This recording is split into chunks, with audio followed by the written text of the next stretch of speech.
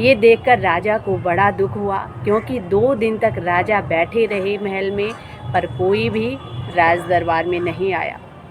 ये देखकर राजा को अब सत्य का पता चल चुका था। राजा समझ चुके थे कि इतने सारे लोग मेरे पास क्यों आते थे। सबको जय श्री राधे। दोस्तों, आशा करती हूँ आप सब स्वस्थ होंगे और अच्छे होंगे। तो आइए सुनते हैं आज की कहानी। बहुत समय पहले एक राजा थे। राजा का स्वभाव बहुत अच्छा था। राजा की कोई संतान नहीं थी, लेकिन राजा फिर भी प्रसन्न रहते थे। राजा के पास जो धन था, राजा उसका उपयोग प्रजा के सुख दुख में ही किया करते थे। अपना सारा धन प्रजा में ही लगाते थे, लेकिन प्रजा फिर भी संतुष्ट नहीं थी। प्रजा लालच में आकर राजा के पास जाया करती थी। बड़ी संख्या में राजा के पास भीड़ लगती थी और सब राजा के पास पहुंचकर राजा के शुभ चिंतक के रूप में वहां पर उपस्थित होते थे। कोई कहते हम राजा के भक्त हैं, कोई शुभ चिंतक बताते, कोई कुछ कहता, कोई कुछ कहता। इस प्रकार राजमहल में उपस्थित होते। ये देखकर राजा को बड़ा आश्चर्य होता था कि इतने लोग मेरे शुभ चिंतक। राजा बड़े खुश होते थे।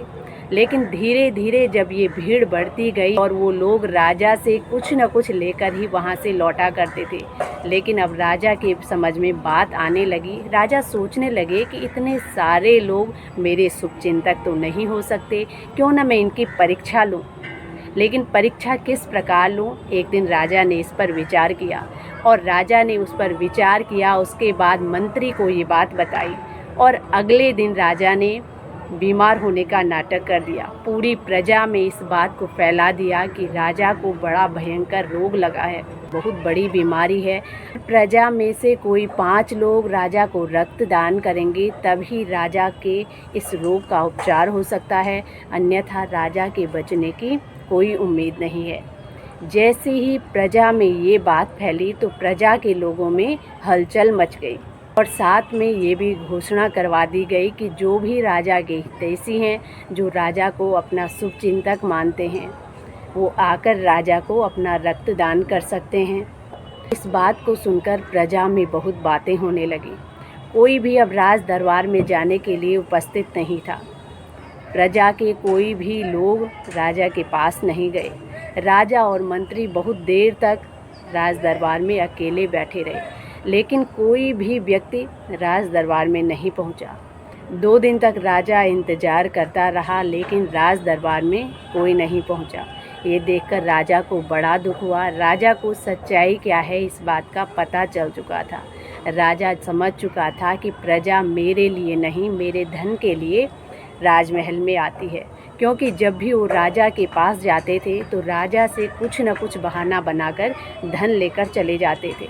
और राजा इतने सरल स्वभाव के थे कि किसी को भी धन दे देते थे। और अब मंत्री ने राजा को यही बात बताई कि महाराज, इसी प्रकार भगवान भी हम मनुष्यों की परीक्षा लेते हैं।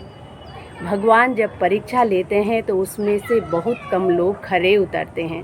मंदिर में भी भगवान के पास भी अपनी स्वार्थ पूर्ति के लिए जाया करते हैं। भक्ति हर कोई नहीं कर सकता। हर कोई यही चाहता है कि हमें बिना कर्म किए कुछ न कुछ मिल जाए, लेकिन ऐसा नहीं होता है। कुछ पाने के लिए कर्म जरूर करना पड़ता है। और भगवान भी यही कहते हैं कि तुम कर्म करो, फल की चिंता मत करो। तो दोस्तों, ये थी आज की कहानी। आप सबको कैसी लगी? पसंद आए तो प्लीज़ चैनल को लाइक, शेयर एंड सब्सक्राइब जरूर करें। इसी के साथ जय श्री राधे, जय श्री कृष्णा।